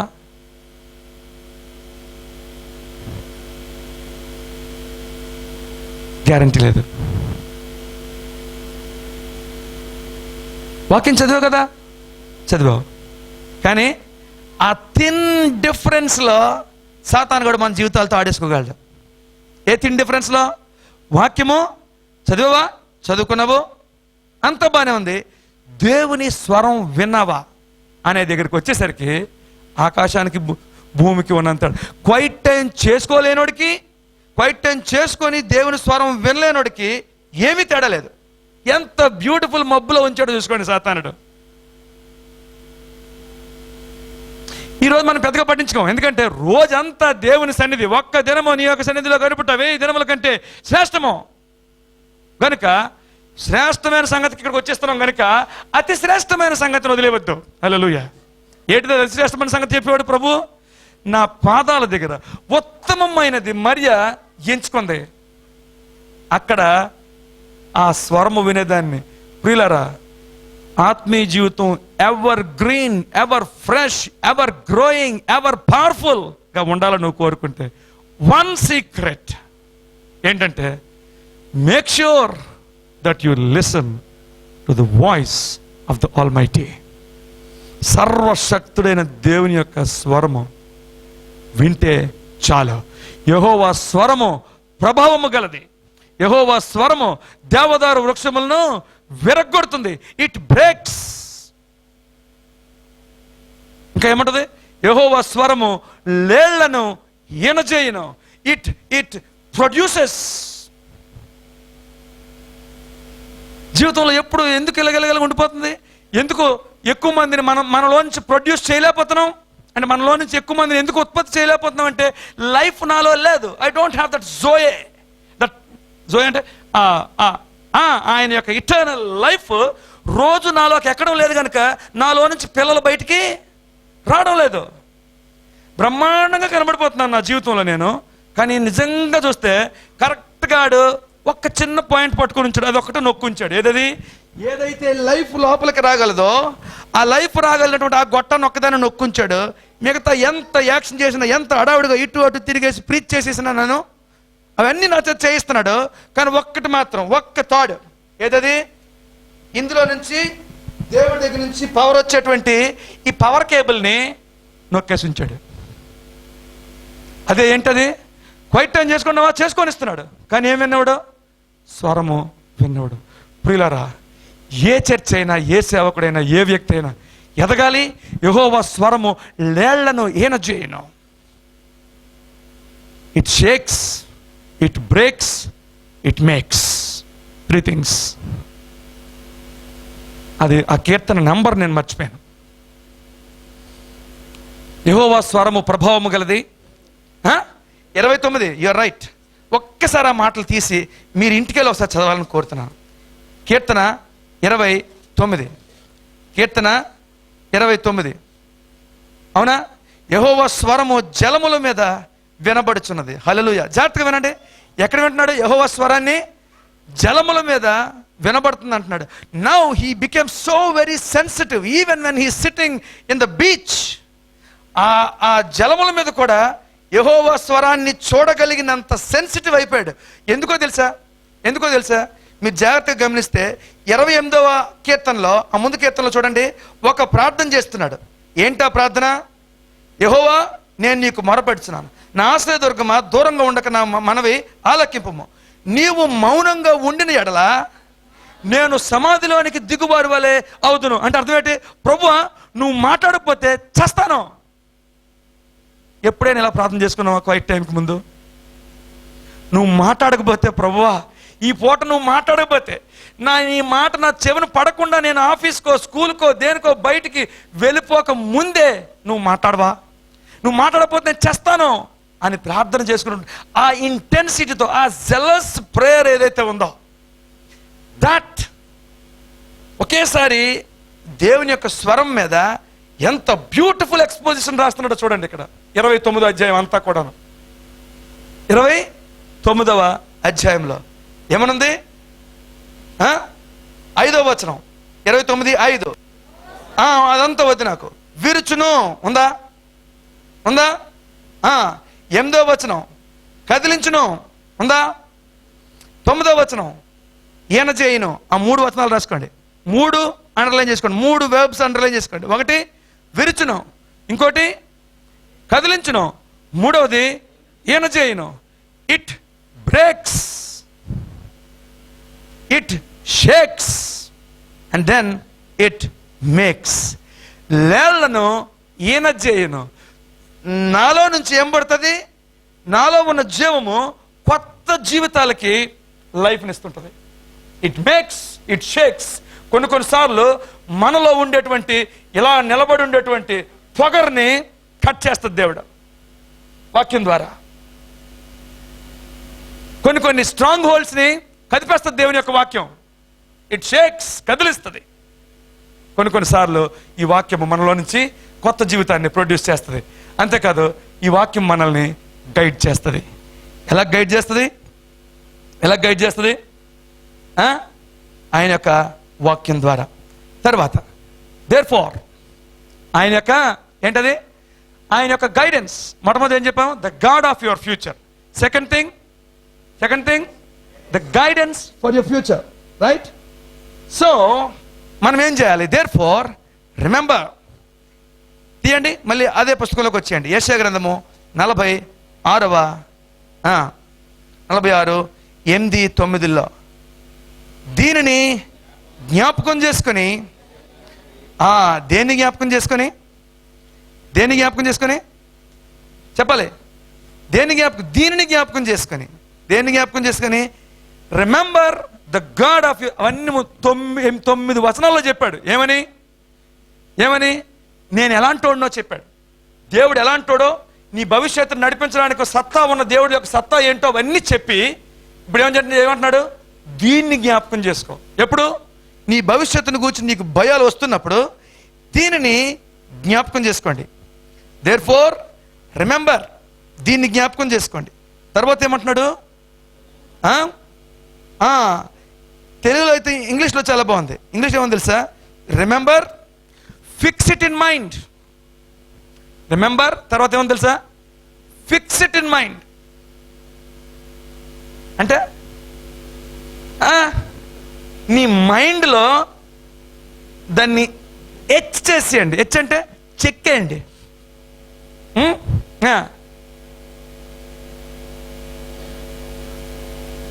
గుర్తుందా? ఎప్పుడైనా మీరు వెళ్తే కొండల్లోకి ఆటల్లోకి వెళ్ళారనుకోండి, ఈ బొర్రా గుహల్లోకి ఆటల్లోకి, ఎంతమంది భగ్న ప్రేమికుల తాలూకు పేర్లు దాని మీద ఉంటాయి.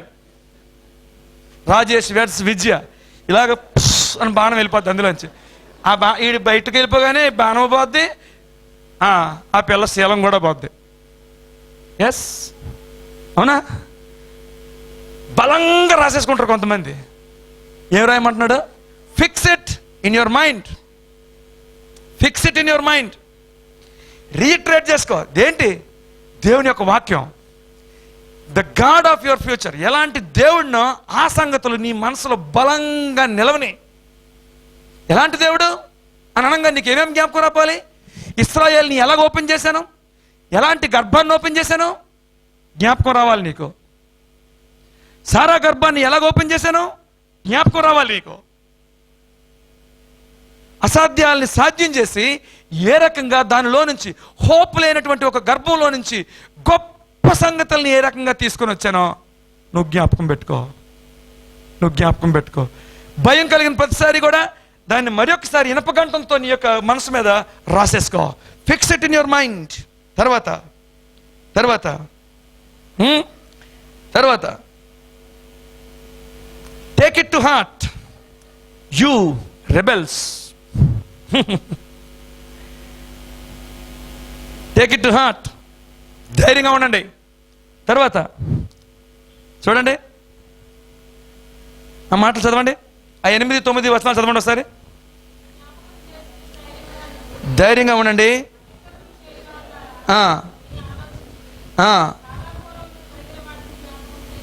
జ్ఞాపకం చేసుకోండి.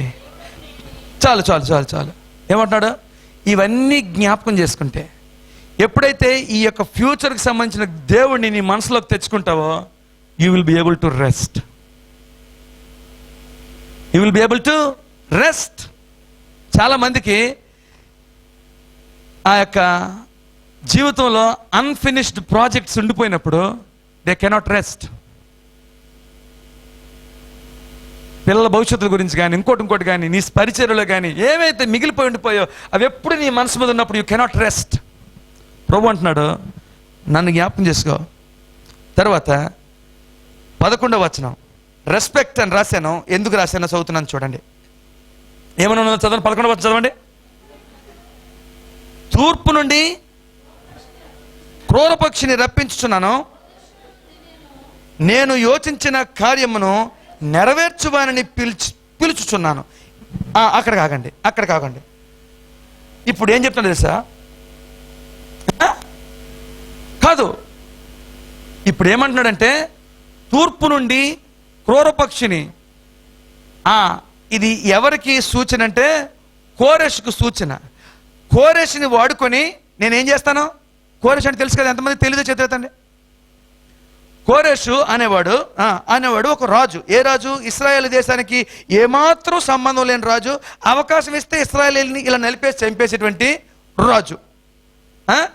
అలాంటి రాజుని నేను పిలుస్తున్నాను. వాడిని పిలుస్తుంది నేను ప్రేరేపిస్తున్నాను. వాడి ద్వారా నేను మీ లైఫ్లో కార్యం చేస్తాను. ఎవడు? ఇశ్రాయేలీలు ఈ సంగతి విన్నప్పుడు వాళ్ళకి నచ్చలేదు. ఇదేంటి, మా జీవితంలో మాకు నచ్చలేని వ్యక్తులతో ఏం చేయబోతున్నాడు? మా ఫ్యూచర్ని ప్లాన్ చేస్తున్నాడా? They did not like it. వాళ్ళకి నచ్చలేదు. చాలాసార్లు ఎగ్జాక్ట్గా మనం కూడా ఇలాగే ఉంటాం. ఎలాగుంటాం? దేవుడు కొన్నిసార్లు మన జీవితాల్లో, మన పిల్లల జీవితాల్లో, మన యొక్క భవిష్యత్తుల్లో ఆయన పనిచేసే తీరు, ఆయన వాడుకుండే వ్యక్తులు, మనకు నచ్చని వ్యక్తులతో మన జీవితంలో ఆయన పనిచేస్తాడు. మనకు నచ్చరాలు, but they will work. God sends them as his servants. నా సేవకుడైనటువంటి కోరేషు. సేవకుడైన మాటకు అర్థం పోయిందిరా. అవునా కదా? ఎవడు కోరేష్ అండి? ఆడు మాకు సేవకుడా? But God has chosen him. నా సేవకుడైనటువంటి కోరేషా, ఎలాగ అనిపిస్తుంది ప్రభువా నీకు? గర్భమును పట్టిన మోసేనన్నటువంటి దేవుడు నువ్వే ఇలా మాట్లాడతావా అని అంటున్నారు. ఎవరో? ఇశ్రాయేలీయులు. ఎందుకో తెలుసా? They were not at all liking the ways that God he's chosen to work in the future and the destiny of Israel nation. నచ్చడం లేదు వాళ్ళకి. దేవుడు వాడుకుంటున్న వ్యక్తి కోరేషా. మీరు కానీ చదివితే ఎక్కడ గుర్తురావట్లేదు, వదిలేసేయండి. దేవుడు వాడుకుంటున్న వ్యక్తులు, వాడుకునే విధానాలు, వాడుకునే టైమ్స్ చాలాసార్లు మనకు నచ్చవు. మన కూతురు విషయంలో, మన కొడుకు విషయంలో, పెళ్లి సంబంధాల విషయంలో మనకి ఒక ఎజెండా లిస్ట్ ఉంటుంది. ఇలాగా ఇవన్నీ ఏమన్నారండి? అదే రైట్, టిక్కు. పర్లేదండి, టిక్కు ఇంతవరకు బాగానే వచ్చింది. ఏది నేను అనుకున్నది అంత ఇందులో లిస్ట్ ఉంది. ఇలా టిక్ కొట్టుకుంటూ వస్తున్నాను. లాస్ట్లో అచ్చే ఇలాగా పేజీ ముడిశాడు. కానీ దేవుడు అంటుంటాడు, అరే అదే నా ప్లాను, అది నేను పంపించిన కాగితమే అని అంటుంటే, అదే తీయండి ఇది. ఏమంటున్నాడు? You rebels. ఆ మాట మనల్నే అంటున్నాడు. ఆయన మాట్లాడుతుంది అన్యులతో మాట్లాడటం లేదు. చంక పెట్టుకొని మోసిన వారలారా అని ఎవరితో అయితే అంటున్నాడో వాళ్ళతోనే చెప్తున్నాడు. ఏమని? నా ప్లాన్స్ చాలా డిఫరెంట్ ప్లాన్స్ నీ గురించి. నా తలంపులు మీ తలంపులు వంటివి కావు, మీ మార్గములు నా మార్గములు మీ మార్గములు వంటివి కావు. యెహోవా ఆలోచనలు అతి గంభీరములు, పశుప్రాయులు వాటిని గ్రహించరు. పశుప్రాయులు గ్రహించరు. పశుప్రాయులు అంటే అర్థం ఏంటి? బీస్ట్స్ లాగా ఉండేవాళ్ళు గ్రహించలేరు. ప్రభు అంటున్నాడు ఏం చేయమని? క్రూర పక్షిని నేను పంపిస్తున్నాను. నీకు నచ్చలేనటువంటి వ్యక్తుల్ని, నీకు నచ్చలేనటువంటి టైమింగ్స్లో, నీకు నచ్చలేనటువంటి విధానాల్లో వారిని నా సేవకులుగా, నా ఇన్స్ట్రుమెంట్స్గా, నా యొక్క పర్పసెస్ని సర్వ్ చేసే వాళ్ళుగా నేను నీ జీవితంలోకి తీసుకొస్తాను. యాక్సెప్ట్ చేయాల్సిందే అని ప్రభు చెప్తున్నాడు. Therefore I say respect. So I have plans for you అని చెప్పే దేవుడు అంటున్నాడు, remember my personality. Okay, retreat.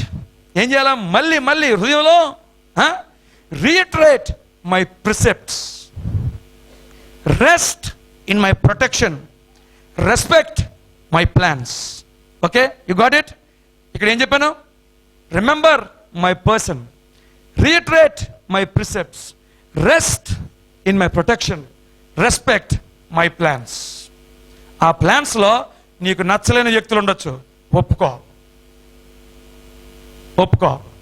So how do you respect? ప్రాక్టికల్గా. ఇది టెక్స్ట్లో ఉండదు, టెక్స్ట్ అంటే మనం చదివిన దాంట్లో ఉండదు. How do you respect? First of all by accepting. ప్రభువా, కోరెస్ చేత పనిచేస్తావా? చిత్తము. ఇదిగో ప్రభువు దాసురాలను, నీ యొక్క ఇష్ట ప్రకారంగా జరగని. Every time you say that. ఏది? చిత్తము నీ దాసురాలను అని నువ్వు అన్ని ప్రతిసారి ఏ వర్డ్కి అయితే చిత్తము అని నువ్వు అన్నావో ఆ వర్డ్ నీలో ఇన్కార్నేట్ అవుతుంది. నేను అంటున్న కాంటెక్స్ట్ నీకు అర్థమవుతే it will produce wonderful results in your life. నేను అంటున్న కాంటెక్స్ట్ నీకు అర్థమవుతుందా? మరియమ్మ ఆ యొక్క ప్రభువు కనబడి, ఆయన దూత కనబడి చెప్పినప్పుడు ఏమని, ఇది ఎలా జరుగుతుంది అన్నప్పుడు అవన్నీ సంగతులు చెప్పిన తర్వాత, చిత్తమో నేను ప్రభువు దాసురాల్ని, ఆ ప్రకారంగానే జరగనియో అని అనేసరికి ఏమైపోయింది? ఏ వర్డ్ అయితే వచ్చిందో ఆ వర్డ్ ఇక్కడ ఇన్కార్నేట్ వర్డ్గా, శరీరధారి అయినటువంటి ప్రభువుగా ఆమె గర్భంలో కనబడ్డాడు. హల్లెలూయా! ఎగ్జాక్ట్గా ఇదే జరుగుతుంది. Any time, every time you say yes to the word of God and to the will of God, you will see the incarnate word manifested in and through you. నీలో నుంచి అప్పుడు నీలో ప్రజలు ఏం చూస్తారంటే యేసు ప్రభువుని చూస్తారు. Why? Because you have accepted his word in with all its conditions. అది చాలా ఇంపార్టెంట్. ఎందుకు మరి ఎలాగ ఒప్పుకుంది? ఎలాంటి టైంలో ఒప్పుకుంది? ఎలాంటి కాన్సిక్వెన్సెస్తో ఒప్పుకుంది? ఎలాంటి కాస్ట్తో ఒప్పుకుంది? ఎలాంటి కమిట్మెంట్తో ఒప్పుకుందో అలా ఒప్పుకోగలిగితే దేవుని యొక్క ప్రణాళికలు నీ జీవితంలో ఏం జరుగుతుంది? Word will take incarnation. If not literally, symbolically it happens in our own spiritual lives. Okay, accept it, appreciate it, appropriate it. That's it. How do we respect? By accepting his plans, by appreciating the persons that God uses. How beautiful this is. కొన్నిసార్లు మన పిల్లల జీవితాలకి, మన జీవితాలకి, మన సేవా జీవితాలకి కొంతమంది వ్యక్తులను దేవుడు వాడుకోవడం చూసినప్పుడు వాళ్ళు మనకు నచ్చరు. మనం ఏం ప్రార్థన చేస్తాం? వీడు ఒక్కడిని తీసేస్తాను, నేను బ్రహ్మాండంగా వాక్యం చెప్పేస్తాను అనుకుంటాం. నో, ఆడు ఉంటుండగానే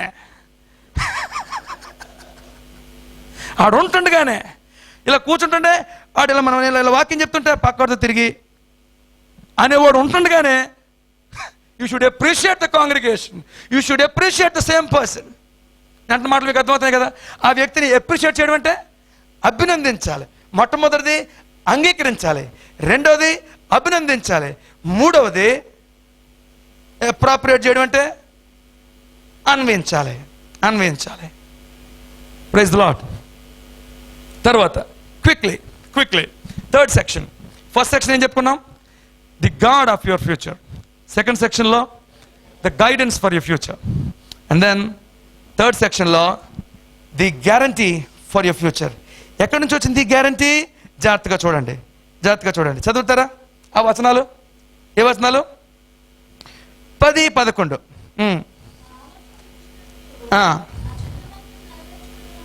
చెప్పుకొనొచ్చు.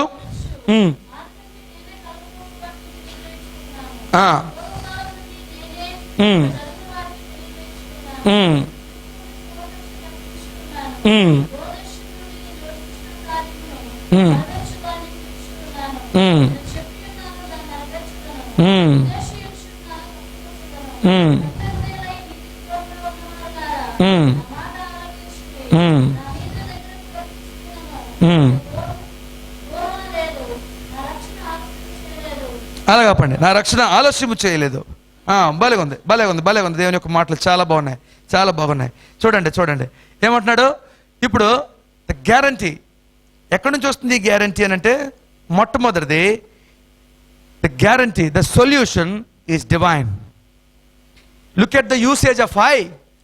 అంటే నేనే అనే పదాలన్నీ ఇలాగ రౌండ్ ఆఫ్ చేయండి. ఆ 2 వచనాల్లో నేనే అనే పదాలన్నీ ఇలాగ రౌండ్ ఆఫ్ చేయండి.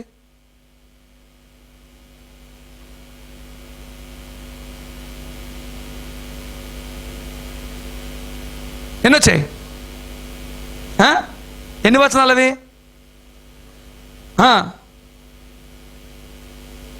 చూసారా ఏం చెప్తున్నాడు? ఫ్యూచర్ కూర్చుని మాట్లాడిన మాటలన్నీ కూడా నేను తీసుకొని రాబోతున్నటువంటి, నీ జీవితంలో తీసుకొని రాబోతున్నటువంటి సొల్యూషను, ఆ యొక్క పరిష్కారము, ఇట్ ఈస్ డివైన్. అదేంటది? దేవుని దగ్గర నుంచి వస్తున్నటువంటిది. Whatever plan he has for you, ఎలాంటి ప్రణాళిక ఆయన నీకు కలిగి ఉన్నాడో నీ గురించి, ఆ విషయాన్ని నీకు చెప్తానని వాక్యం ద్వారా నీతో మాట్లాడుతానని చెప్తున్నాడు. అంతేకాదు ఏం చెప్తున్నాడు? గ్యారంటీ ఇస్తున్నాడు. ఏమని? నేనే ఉద్దేశించి ఉన్నాను కనుక ఏం చేస్తాను? నేనే సఫలపరుస్తాను. అనందా ఆ మాటలున్నాయా? ఉద్దేశించి ఉన్నాను. చూడండి, నేను చెప్పి ఉన్నాను. 11వ వచనం ఆఖరి భాగం. నేను చెప్పి ఉన్నాను, దాన్ని నెరవేరుస్తాను. ఉద్దేశించి ఉన్నాను, సఫలపరిచేదను. ఇది ఎలాగుందంటే, మనం నమ్ము అని కాగితం మీద రాసి సంతకం పెట్టి నేను ఐ విల్ డూ ఇట్ అని రాసి ఆయన సంతకం పెట్టి నేను చెప్పాను కదా. ఎవడైనా ఉద్యోగానికి, ఉదాహరణకి ఒక ఉద్యోగం కోసం 2000 మంది ఉన్నారు, నీకు ఎక్కడో ఏదో మార్కులు ఉన్నాయి, వెళ్ళి మినిస్టర్ గారిని కలువు అని చెప్పాడు అనుకో. ఎవడైనా ఏ మినిస్టరు? ఎడ్యుకేషన్ మినిస్టర్ని కలిస్తే నీకు పోస్టింగ్ గ్యారంటీ అని అన్నాడు అనుకో. ఆ గంటా శ్రీనివాసరావు గారి రూమ్ ముందు గంటలు నిలబడి లోపలికి వెళ్ళిన తర్వాత నీకు అదంతా చెప్పిన తర్వాత ఆయన వినకపోయినా చూద్దాంలే వెళ్ళండి అని అనేసరికి ఎలాగొచ్చేస్తావు? భుజాలు ఎగరేసుకొని బయటకు ఎలాగొస్తావు? ఎందుకు మినిస్టర్ గారు చూద్దాంలే అన్నాడు. ఆ చూద్దాంలేని మాటకి చూద్దాంలే అని సంగతులు ఉంటాయి అందులో. ఆ ఒక్క మాటకే చూద్దాంలే అన్నదానికి ఎలాగొచ్చేస్తావు? నువ్వు గెంతుకొని వచ్చేస్తావు. మీ ఫ్రెండ్స్ కనబడితే వచ్చినట్టు బ్రదర్, ఇంక మనకి ఎందుకు వచ్చినట్టు? మినిస్టర్ గారు చూద్దాంలే అన్నారు. ఇక్కడ ఏమంటున్నాడు ప్రభు, the guarantee for your future is this, నేను ఉద్దేశించాను నేను నెరవేరుస్తాను, నేను సఫలపరుస్తాను. హల్లెలూయా. దేవుడు తన యొక్క ప్లాన్స్ ఏవైతే నీ జీవితంలో కలిగి ఉన్నాడో అవి మొట్టమొదట they are divine. Second thing, they are definite. They are definite, అవి ఖచ్చితంగా జరిగే తీరుతాయి. And then they are his delight. ఏమంటున్నాడు చూడండి, ఏమన్నాడు చూడండి, I will do all that I please. ఆ మాటలోనే 10వ వచనం ఆఖరి భాగం, I say, my purpose will stand and I will do all that I please. ఆ మాట ఇక్కడ తెలుగులో లేదు, అవునా? డిఫరెంట్గా రాశారు.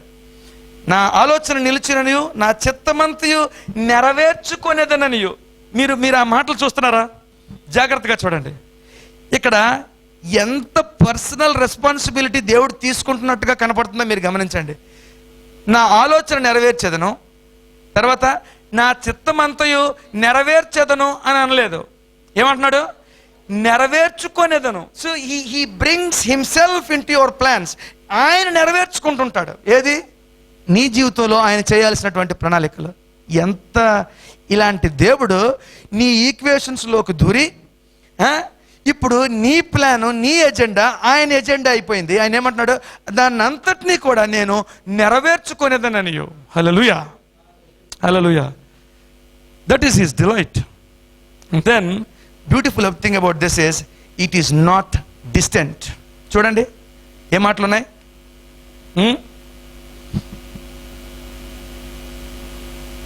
It is not distant. అది దూరంలో లేదు, అది దూరంలో లేదు. 13వ వచనం ఇంగ్లీష్లో, తెలుగులో ఏమన్నా మరి 13వ వచనం, అది దూరమున లేదు, అది దూరమున లేదు. నీ భవిష్యత్తు కూర్చున్న ఆయన ప్రణాళికలు అవి దూరంలో లేదు. It is not distant. తర్వాత ఇంకేమంటున్నాడు? It is not delayed. It is not distant, దూరంగా లేదు. It is not delayed. It is a definite plan. It is a divine plan. It is his delight. ఎందుకో తెలుసా? నీ గురించి ప్లాన్ చేసిన తర్వాత దాన్ని నెరవేరుస్తాను అని అనడం లేదు, నెరవేర్చుకుంటాను అంటున్నాడు. అంటే హీ బ్రింగ్స్ హిమ్సెల్ఫ్ మన ప్లాన్స్లోకి ఆయన్ని తెచ్చుకుంటున్నాడు. తెచ్చుకొని ఆయన అందులో వాటిని నెరవేర్చడంలో సంతోషించేటువంటి దేవుడుగా ఉన్నాడు. So be fuelled, walk in to your future with the God of your future, with the guidance for your future, with the guarantee for your future. బాగుందా? నాకు ఆ పిక్చర్ ఎంతో నచ్చిపెట్టారు. Walking in to our future, ఏదో భయంగా నడవడం పని లేదు. ఆ టర్నింగ్ తిరిగిన తర్వాత ఏముంటుందో తెలియపోయినా పర్వాలేదు. ఎందుకు? We have a God for our future. We have got a guidance for our future. The guidance is the word of God, and then we have a guarantee for our future because it is definite, it is not delayed, it is not distant, it is his delight. Okay, chivarga the future is going to be as bright as the promises of God. భవిష్యత్తు దేవుని వాగ్దానాలు ఎంత bright గా ఉన్నాయో అంత bright గా ఉండబోతుంది. ఆమేన్. తలలు వంచండి, ప్రార్థన చేసుకుందాం.